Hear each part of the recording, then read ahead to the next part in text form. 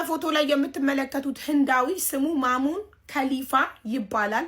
የዛሬ 12 ዓመት ኩዌት በስራ ላይ ያለች ከእህታችን አለም በቀለ ጋር ይተዋወቁና ግንኙነት ይፈጠርና ታረግዛለች። መኖሪያ ፈቃድ አልነበራትም። ተይዛ እስር ቤት በገባች ሰዓት እስር ቤት ውስጥ ሆና እርጉዝ መሆኗን ታውቃለች እና ከእስር ቤት የ2 ወር ቆይታ በኋላ ኢትዮጵያ ገብታ ልጅቷን ወልዳ ቁጥሩ ነበራት። ፎቶ ልካለት ልጅቷን አይቷል፣ መወለዷን አራስ ቤት እያለች አይቷል። ከዛ በኋላ ቁጥሩ ጠፍቶባት ተጠፋፍተው ቀርተዋል። አሁን ልጇ የ12 ዓመት ልጅ ናት። እንደምትመለከቷት አባቴን እያለች እያስጨነቀቻት ነው።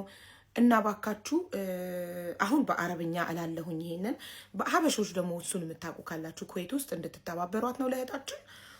ወደ አረብኛ الشخص اللي على الصورة اسمه مأمون خليفة، جنسيته هندي، عايش بالكويت من 12 سنة. اتعرفوا على البنت اسمها ألم بقلة، هي من إثيوبيا. تعرفوا صار علاقة بينهم وهي هملت وما كان عندها إقامة ودخلت السجن. عرفت ان هي حامل هي في السجن، فتمت في السجن 2 شهرين وبعد سافرت على بلادنا إثيوبيا وولدت هناك في إثيوبيا وترجت له صورة كان عندها رقمه. ترجت له صورة يعني هو عرف ان عنده بنت منها. وبعد يعني ضاع تليفونها ورقمها وقطعوا علاقتهم. فالحين بنتها صار عمرها 12 سنة مثل ما تشوفونها بالصورة، وعم بتسألها مين أبوي مين أبوي. فالله يخليكم إذا بتعرفوا هاي الشخص علموا للبنت. هي الحين عايشة بالسعودية، بتشتغل بالسعودية. راح أعطيكم رقمها عشان تتواصلوا معها إذا تعرفوا، أو إذا هو وصل هاي الفيديو هو يفهم عربي.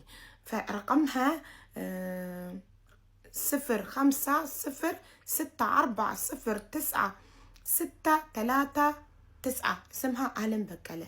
الله يخليكم شيروا هاي الفيديو وإن شاء الله تلاقي أبوها. شكرا. Now in English. The person in this picture is Ma'amul Khalifa of Indian origin, who was living in Kuwait at the time. 12 years ago, he met Alam Baqala and they had a child together. Alam discovered her pregnancy while she was in jail, and after moving to Ethiopia, she gave birth to her daughter.